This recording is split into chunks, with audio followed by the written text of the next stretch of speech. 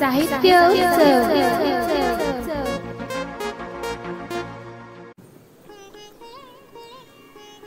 नमस्कार, सुप्रभात। उत्सव तीर्थच्या व्यासपीठावरून आजवर आध्यात्मिक, सांस्कृतिक आणि वैचारिक मेजवानीची लयलूट आपण सर्वांनीच केली। आपल्या प्रत्येक रविवारची सकाळ मंगलमय आणि प्रसन्न व्हावी यासाठीचा हा खटाटोप।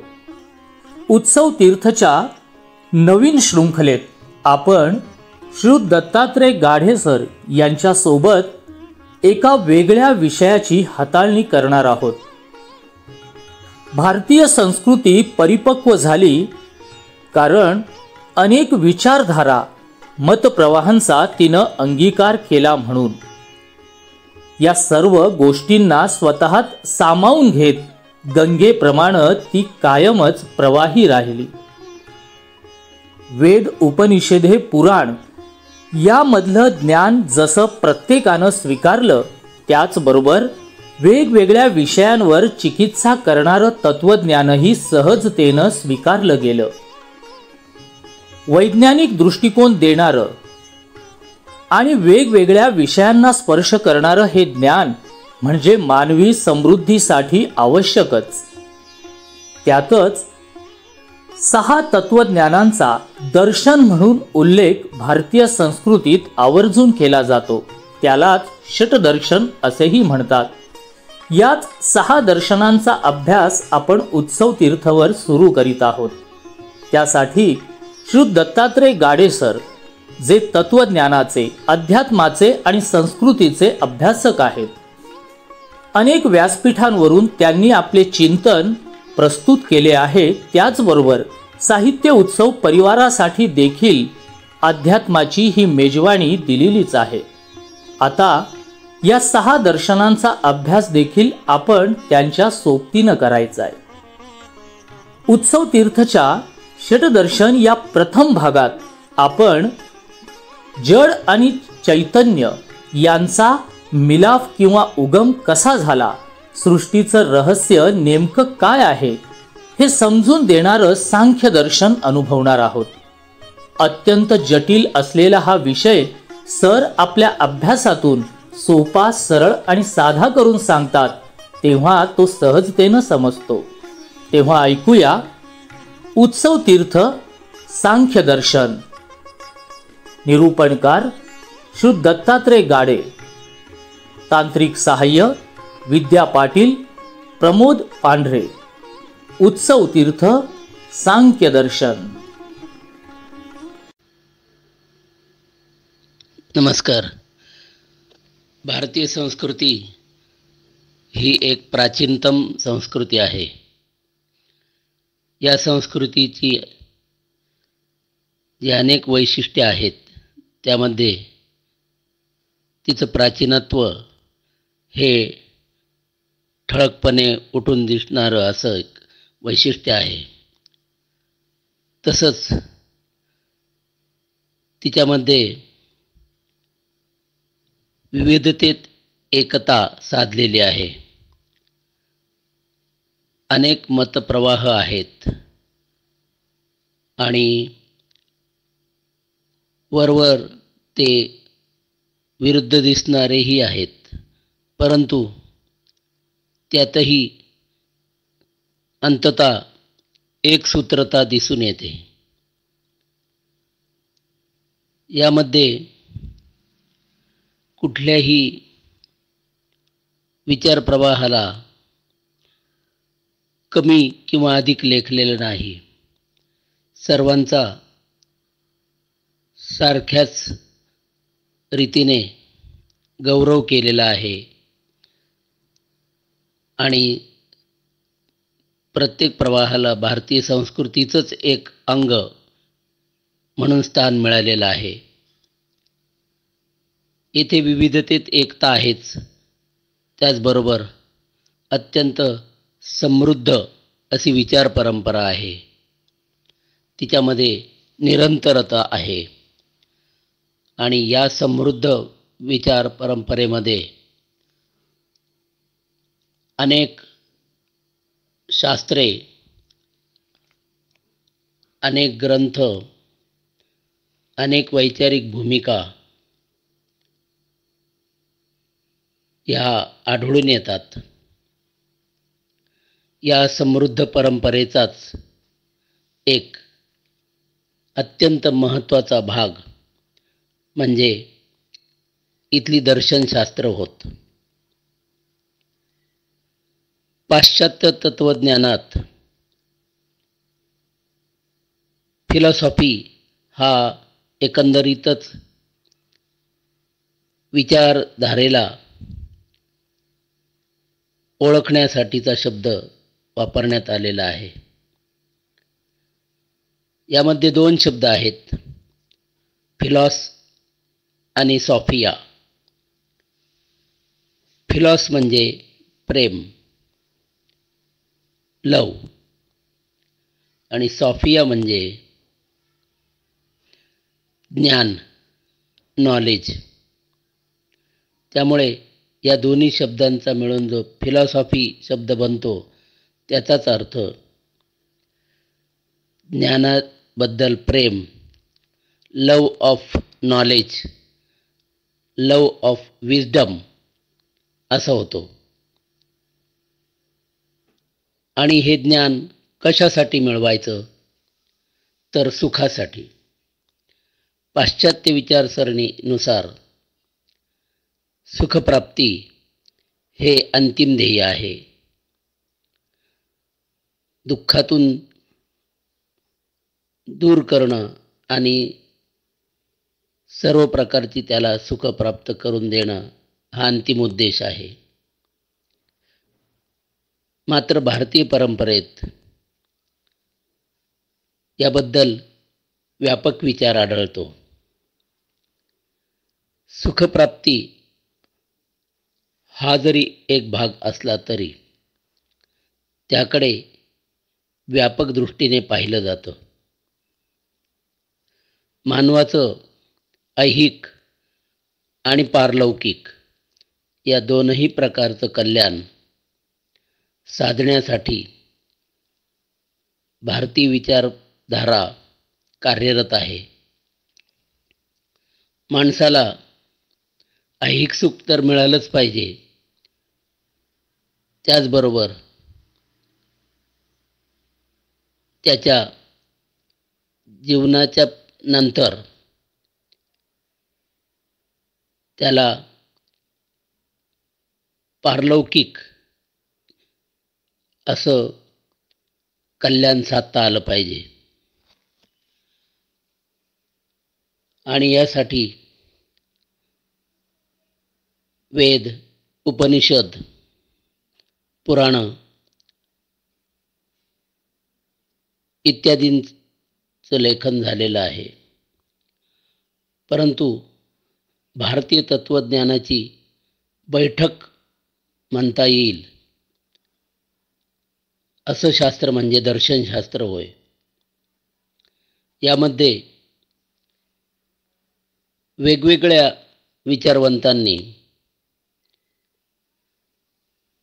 ऋषीमुनींनी अर्थात याबद्दल विचार केलेला आहे आणि त्यामुळे वेगवेगळी दर्शनं निर्माण झालेली आहेत. त्या सर्व दर्शनांचा दर्जा सारखाच मानलेला आहे.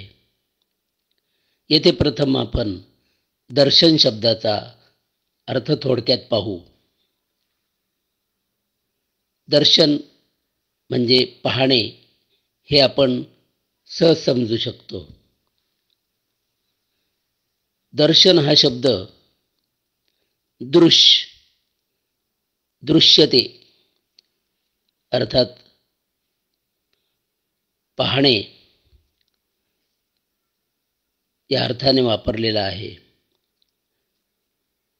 दर्शन शब्दाकडे दोन व्याख्यांच्या माध्यमातून पाहिलं जातं.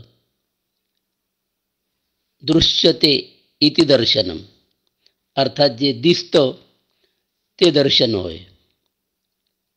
तसंच दृश्यते अनेन इति दर्शनम ज्यामुळे पाहिलं जातं, दर्शन होतं,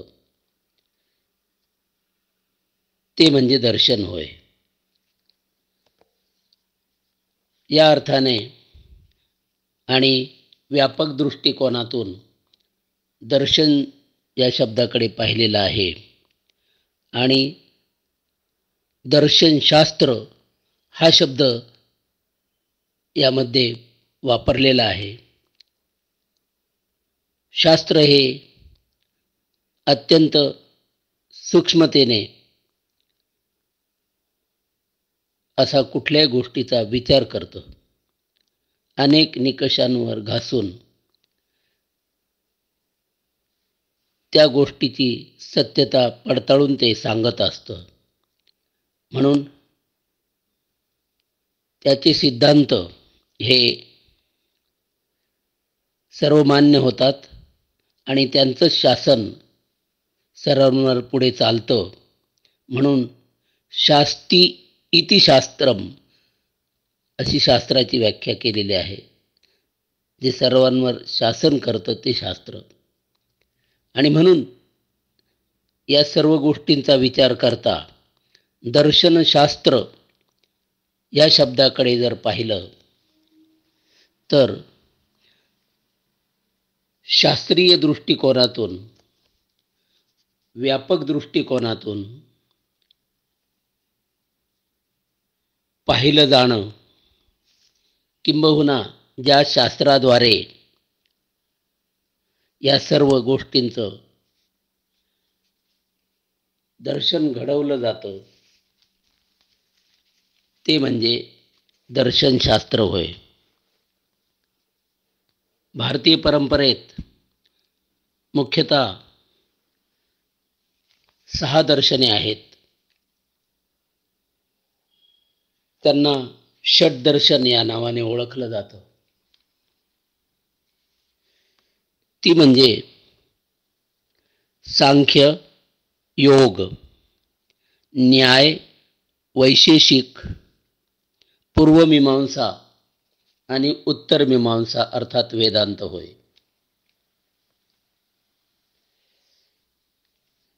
यापैकी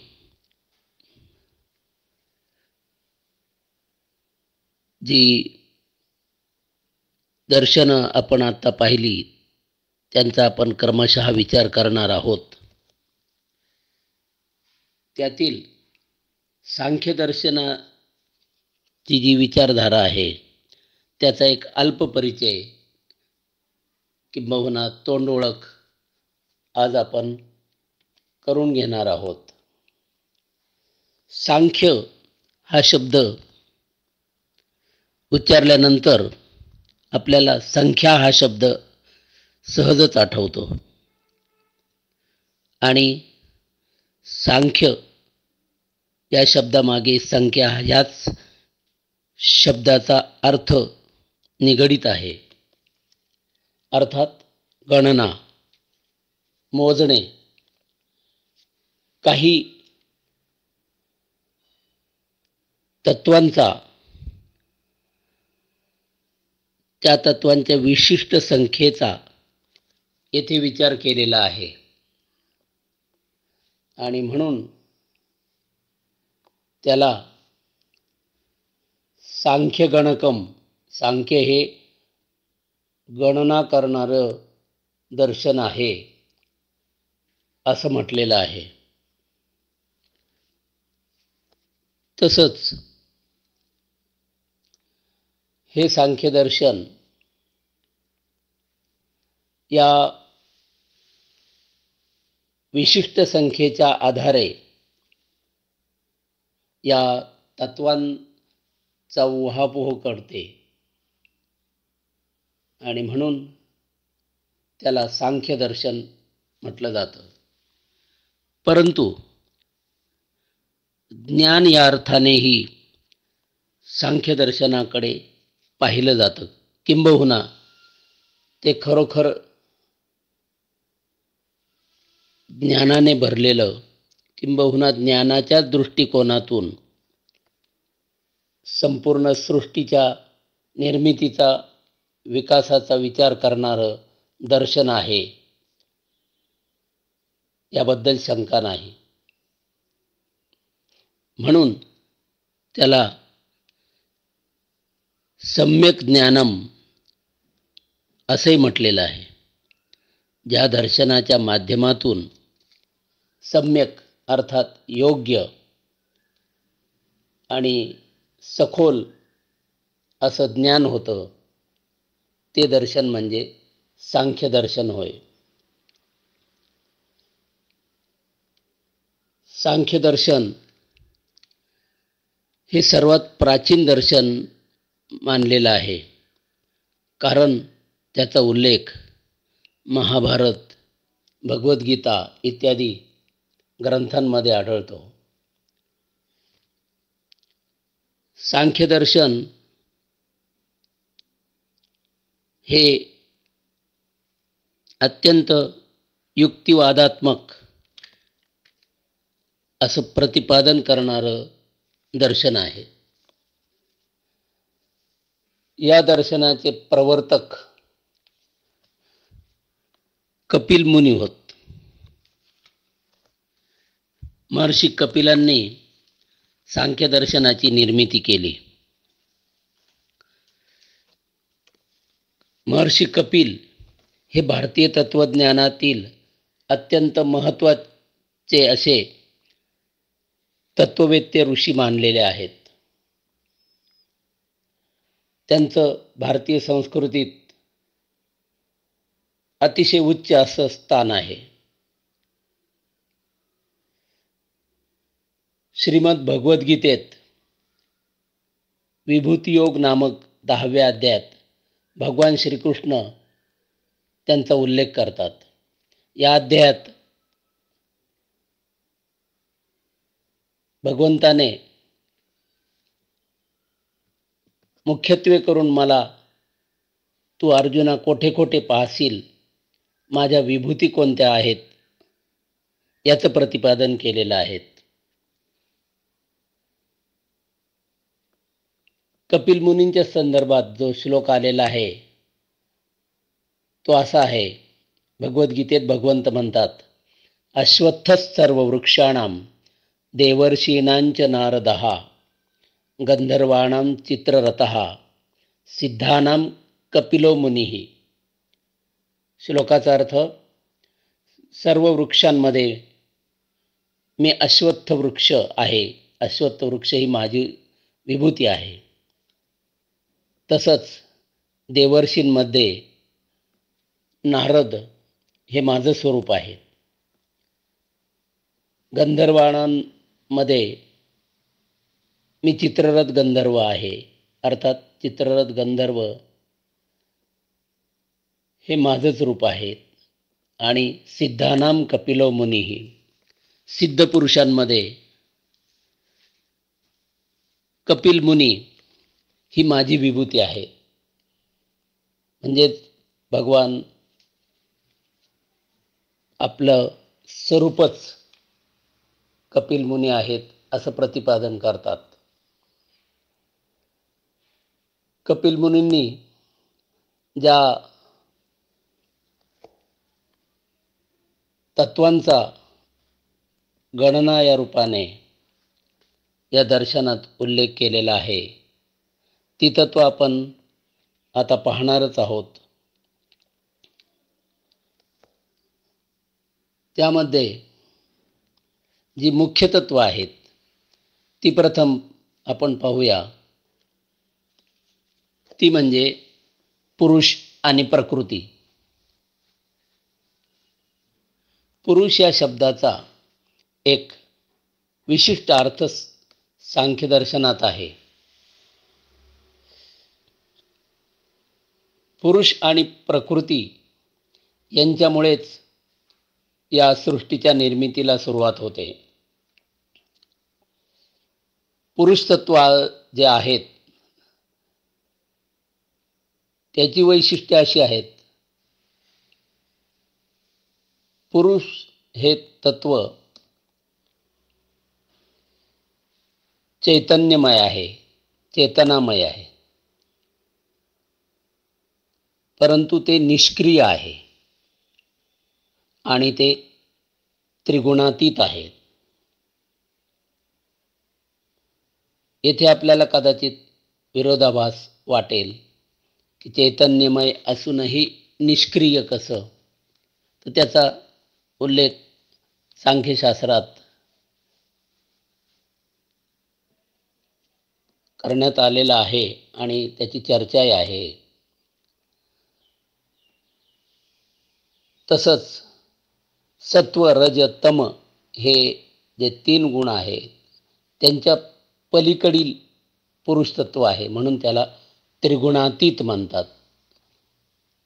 तसंच दुसरं तत्व प्रकृती आहे. प्रकृती जड आहे.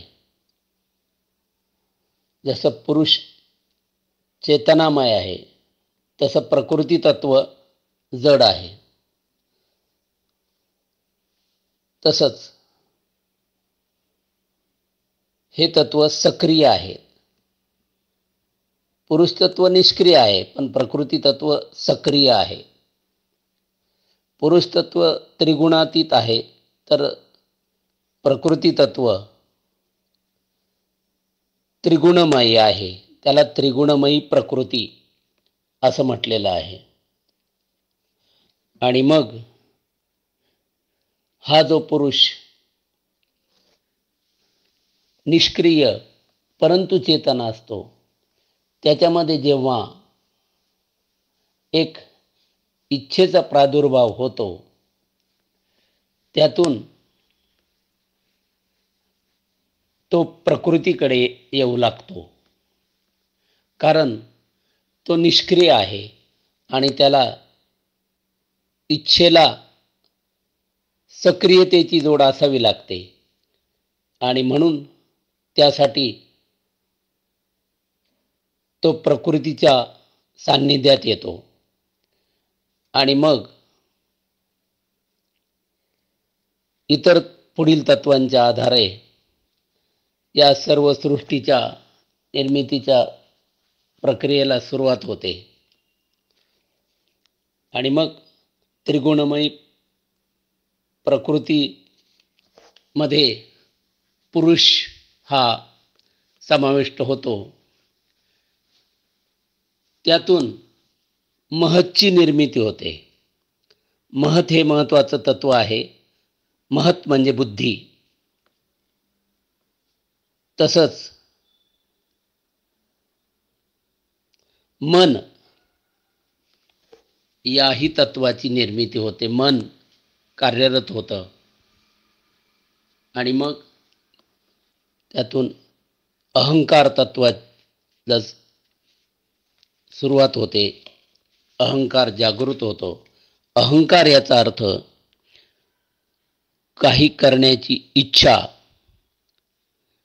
किंवा करण्यासाठीची जाणीव निर्माण होणं. आपल्या दैनंदिन व्यवहारात अहंकार याचा अर्थ इगो असा होतो, परंतु आध्यात्मिक विषयांमध्ये अहंकार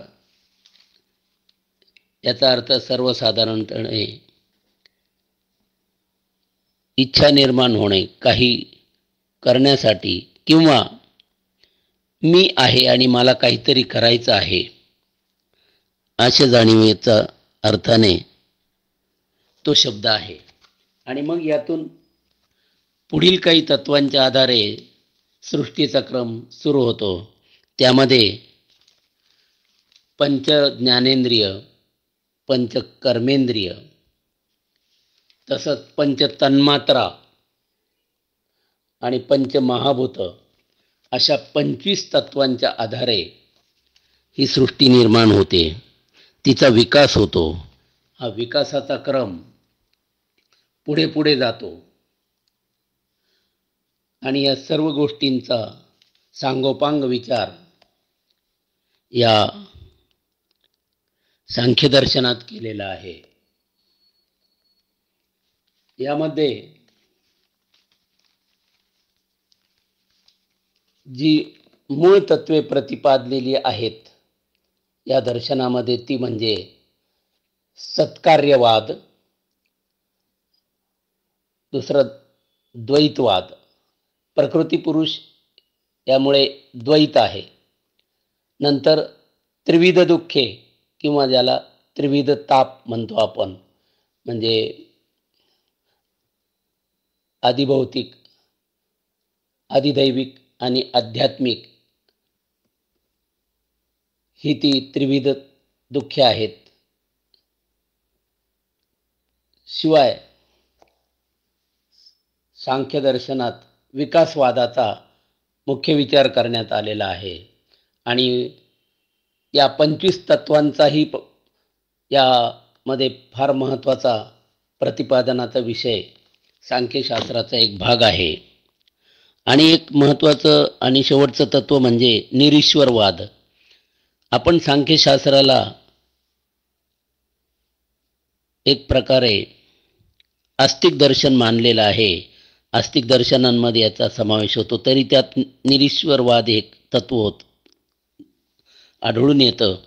परंतु येथे निरीश्वरवाद याचा अर्थ एवढाच आहे की सृष्टी निर्मितीमध्ये जी आपण पाहिलेली सांख्यशास्त्रातील 25 तत्वे आहेत तीच कार्यरत असतात. ईश्वराचा हस्तक्षेप येथे होत नाही, या अर्थाने तो निरीश्वरवाद मानलेला आहे. आणि ह्या सर्व गोष्टी प्रतिपादन करण्यासाठी सांख्यशास्त्रामध्ये काही महत्त्वाचे ग्रंथ निर्माण करण्यात आलेले आहेत. तर तत्वसमास हा एक कपिल मुनींचा एक महत्त्वाचा ग्रंथ आहे. तसंच यामध्ये सांख्यकारिका हाही एक ग्रंथ सांख्यशास्त्रासाठी अभ्यासाला फार महत्त्वाचा आहे. आणि म्हणून या सर्व प्रतिपादनांच्या आधारे असं म्हणता येतं की हे एक अत्यंत प्राचीन आणि ज्ञानाचं भंडार असलेलं आणि माणसाला मोक्षासाठी मदत करणारं, कारण अंतिम ध्येय भारतीय दर्शनांचा मोक्ष याच पद्धतीने हे दर्शन आपल्याला प्रतिपादित करतं. आणि अत्यंत बिनतोड असा युक्तिवाद सांख्य दर्शनात आहेत. म्हणूनच त्याला सम्यक ज्ञान असलेलं दर्शन म्हटलेलं आहे. आणि यातूनच ज्यावेळेस आपल्याला संपूर्ण ज्ञान होतं तेव्हा आपल्या मूळ स्वरूपाचं ज्ञान करण्यासाठी हे दर्शन आपल्याला मार्गदर्शन करतं. आणि त्यातूनच पुरुषाला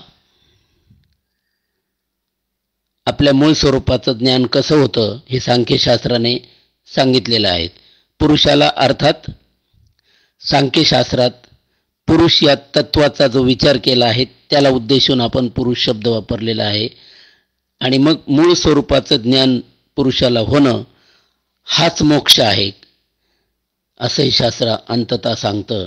त्यासाठी संपूर्ण मार्गदर्शन करतं. म्हणून एक फार महत्त्वाचं आणि ज्ञानाचा खजिना असलेलं असं हे सांख्यदर्शन आहे. त्याचा आपण थोडक्यात परिचय करून घेतला. इतरही दर्शनांचा आपण क्रमशः विचार करण्याचा प्रयत्न करू. धन्यवाद. दर्जेदार साहित्याचा आणि कलाकृतींचा आस्वाद घेण्यासाठी जॉईन करा साहित्य उत्सव व्हॉट्सॲप किंवा टेलिग्राम ग्रुप. जॉईन करण्यासाठी संपर्क करा 98 81 60 20 25 या क्रमांकावर. संपर्क क्रमांक पुन्हा एकदा 9881 60 2025. साहित्य उत्सव हे यूट्यूब चॅनल आजच सबस्क्राईब करा. साहित्य उत्सवच्या फेसबुक पेजला जरूर भेट द्या, कारण ज्ञान आणि मनोरंजन यांचं अतूट नातं म्हणजे साहित्य उत्सव.